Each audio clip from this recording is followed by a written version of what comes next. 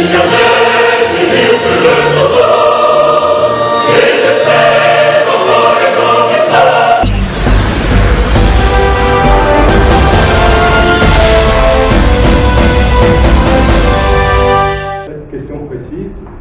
voudrais vous ramener 4 ans en arrière. Si vous remontez le temps, 4 ans en arrière, nous sommes le 18 octobre 2017. Et le 18 octobre 2017, la ville de Lobé était en ébullition. Et ce quartier était très dense. Et c'était dû à l'appel que l'opposition, la C14 à l'époque, avait appelé à une manifestation.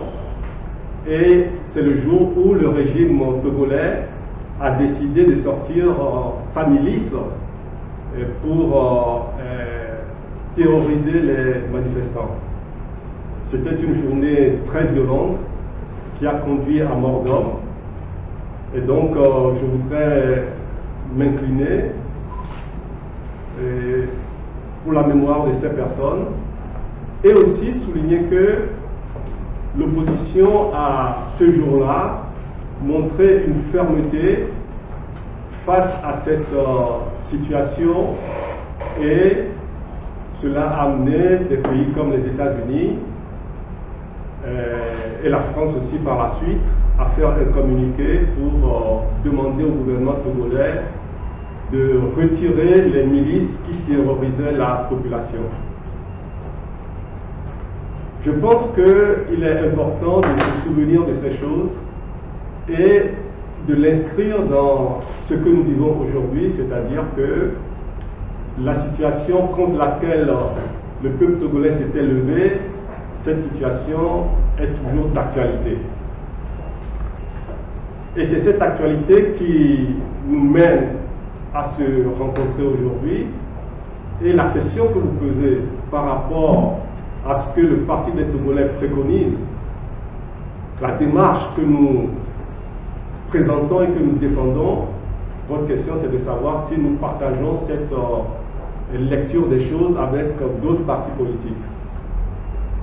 Alors d'abord, ce que vous devez savoir, c'est que nous estimons au Parti des Togolais que la lutte n'est plus une lutte qui doit être cantonnée entre les mains des partis politiques. C'est une lutte qui doit transcender les organisations.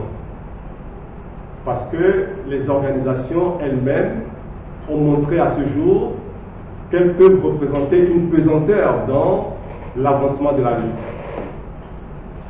Notre lecture, c'est qu'il faut transcender les organisations, aussi bien les organisations politiques que les organisations de la société civile, pour que la lutte, elle devienne, la question qui a été posée, la lutte, elle devienne citoyenne. Et je vais donc aussi répondre à cette question-là. Donc, nous parlons avec des citoyens sur notre lecture des choses, sur l'orientation que nous défendons.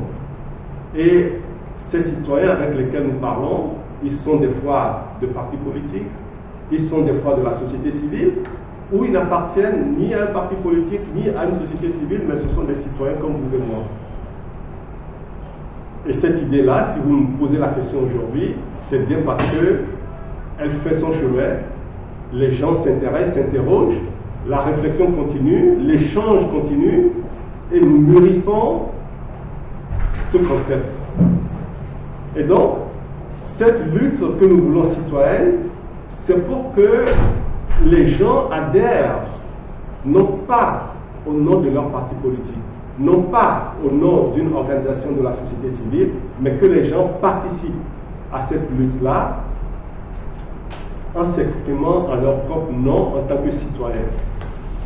Et nous avons souvent donné l'exemple d'une équipe de football où, quand l'enjeu devient national, on constitue une équipe nationale.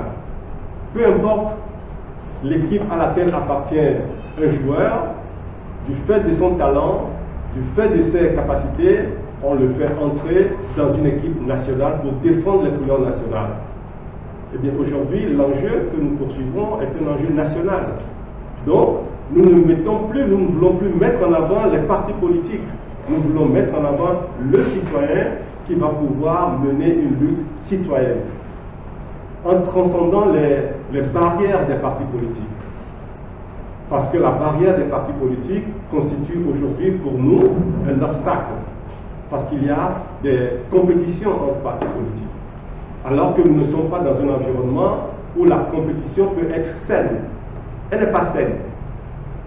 Et vous verrez que depuis que les partis de l'opposition participent à des élections, moi je me pose la question aujourd'hui, quel est le bénéfice que le citoyen a tiré de ces participations aux élections?